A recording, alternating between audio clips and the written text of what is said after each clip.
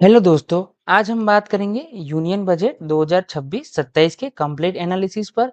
इस वीडियो में हम समझेंगे budget outcome, sector wise allocation और कैसे ये बजट आपकी डेली लाइफ, इकोनॉमी और शेयर मार्केट को इफेक्ट करेगा। So stay till the end क्योंकि ये बजट सिर्फ नंबर्स नहीं, फ्यूचर का रोड मैप है। सबसे पहले समझते हैं बजट आउटकम होता क्या है।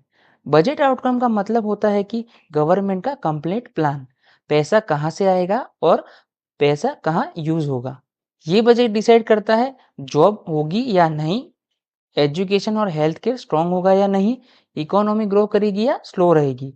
सिंपल शब्दों में बोले तो बजट हर आदमी की पॉकेट को इनडायरेक्टली इफेक्ट करता है। अब बात करते हैं ओवरऑल बजट समरी की। यूनियन बजट 2026 का साइज पहले साल से बड़ा रखा गया है। गवर्नमेंट ने क्लियरली सिग्नल दिया है कि ग्रोथ पे फोकस है, जॉब क्रिएशन पे फोकस है और लॉन्ग टर्म डेवलपमेंट भी फोकस है। इस बजट में गवर्नमेंट ने शॉर्ट टर्म फ्री बीज से ज्यादा लॉन्ग टर्म इन्वेस्टमेंट को इंपॉर्टेंस दी है। अब आते हैं सबसे इंपॉर्टेंट पार्ट पर, सेक्टर वाइज एलोकेशन। सबसे पहले है एजुकेशन।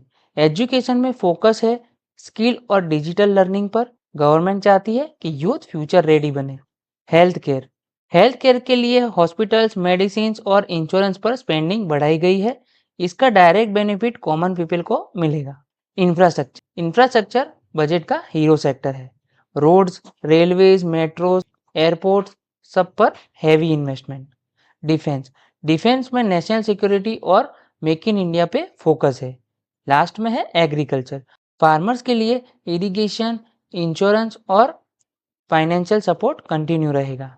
अब बात करते हैं मेजर चेंजेस की। गवर्नमेंट ने इंफ्रास्ट्रक्चर, डिफेंस और हेल्थ केयर को ज़्यादा पैसा दिया है।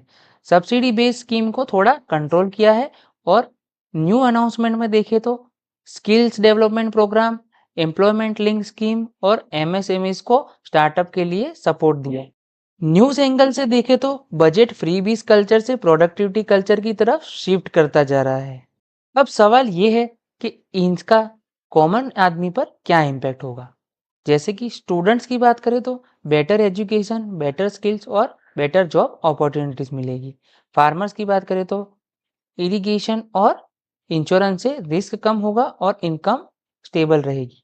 सैलरीड और मिडिल क्लास के लिए बेटर इंफ्रास्ट्रक्चर का मतलब है कम ट्रैवल टाइम, कम फ्यूल वेस्ट और better quality life. Direct tax relief limited है लेकिन इनडायरेक्ट बेनिफिट स्ट्रॉन्ग है। अब मार्केट लवर्स के लिए इंपॉर्टेंट पार्ट, इस बजट में कौन से सेक्टर को बेनिफिट किया गया है। तो इंफ्रास्ट्रक्चर, कैपिटल गुड्स, डिफेंस और बैंकिंग। पॉजिटिव साइड देखें तो जॉब क्रिएशन होगी, इकोनॉमिक ग्रोथ होगी और इन्वेस्टर कॉन्फिडेंस बढ़ेगा। नेगेटिव साइड देखें तो ज़्यादा स्पेंडिंग से फिस्कल प्रेशर भी हो सकता है। ओवरऑल मार्केट व्यू ये है कि लॉन्ग टर्म इन्वेस्टर के लिए बजट पॉजिटिव ही है। तो चलिए जल्दी से की टेकअवेज देख लेते हैं। बजट ग्रोथ फोकस है, इंफ्रास्ट्रक्चर को टॉप प्रायोरिटी है, हेल्थ केयर और डिफेंस स्ट्रॉन्ग सपोर्ट में है, इकोनॉमी को लॉन्ग टर्म स्ट्रॉन्ग बनाने की प्लानिंग है और शॉर्ट टर्म रिलीफ कम, लॉन्ग टर्म गेन ज़्यादा। ये बजट फ्यूचर इंडिया पे फोकस करता है। कंक्लूजन में अगर एक लाइन में बोले तो यूनियन बजट 2026 एक growth friendly, future oriented budget है। ये बजट आज के लिए नहीं बल्कि नेक्स्ट 5 से 10 साल के इंडिया को ध्यान में रखकर बनाया गया है।